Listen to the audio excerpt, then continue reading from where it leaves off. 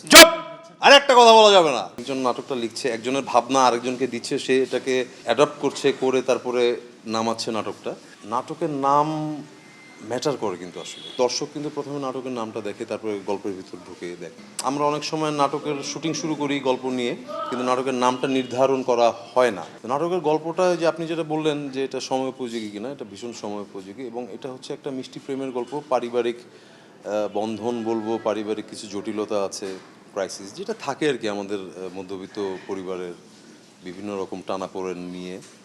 গল্পটা খুব ইন্টারেস্টিং, দর্শক খুব এনজয় করবে বলে মনে করি। আসলে হয়েছে কি, যখন আমরা একটা গল্পে ঢুকে যাই, একটা চরিত্রকে চরিত্রায়ন করি, তখন তো আসলে ভিতরে অনেক কিছু চলে আসে।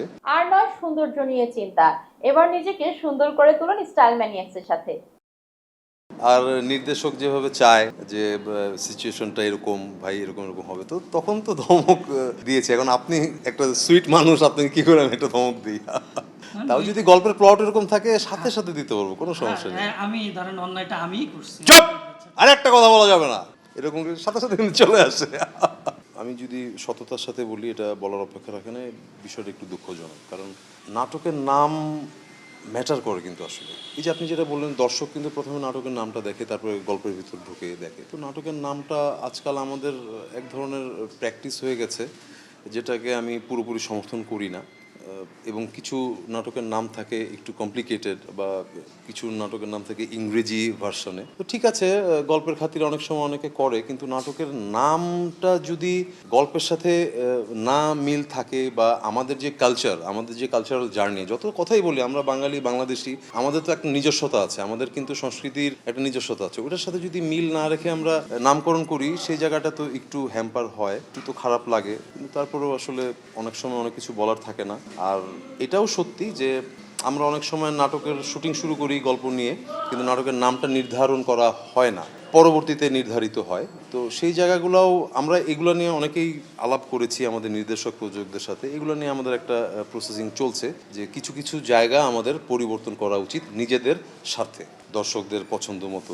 ওই জায়গাটা কাজ চলছে আর কি, সামনে দেখা যাক কী হয়। যখন অন্য একজন লেখক নাটকটি লেখে এবং একজন পরিচালকের কাছে দেয়, পরিচালক ওটাকে এক্সিকিউট করে। ওটা কিন্তু একটু সময় সাপেক্ষ ব্যাপার, কারণ একজন নাটকটা লিখছে, একজনের ভাবনা আরেকজনকে দিচ্ছে, সে এটাকে অ্যাডাপ্ট করছে, করে তারপরে নামাচ্ছে নাটকটা।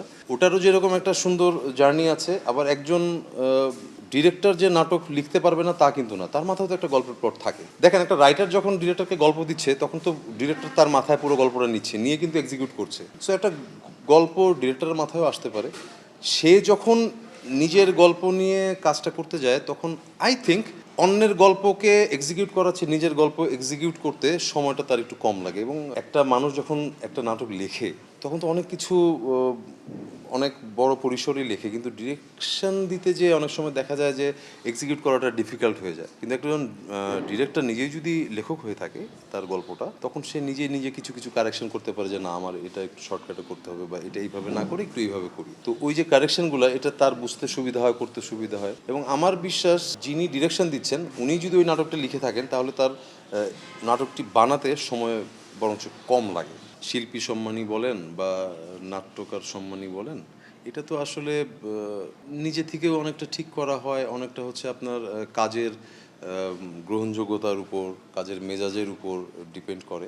যেমন আমি যদি আপনাকে একটু অন্যভাবে উদাহরণ দিই, একটা শার্ট যে আমরা মার্কেট থেকে কিনছি, একটা শার্ট কিন্তু 500 টাকা তো পাওয়া যায়, আবার 2000 টাকা তো পাওয়া যায়, আবার 5000 টাকা তো পাওয়া যায়, কিন্তু তিনটা শার্টের কোয়ালিটি কিন্তু সেম থাকে না। কিন্তু যখন বানানো হয়, প্রসিডিওর তো সেম, কাপড়টা আনো, কেটে শিলাও, শিলিয়ে তারপর মার্কেটে আনো, প্রসিডিওরটা কিন্তু অলমোস্ট সেম, কিন্তু দেখা যায় কোয়ালিটি বা অনেক কিছুর উপর ডিপেন্ড করে তার মূল্যটা নির্ধারণ করা হয়। ওরকম আর কি, যেই নাটকটা আপনি, কিছু নাটক আছে যেটা বললেন 5000 টাকাও আছে, কিছু নাটক 10,000 টাকাও আছে।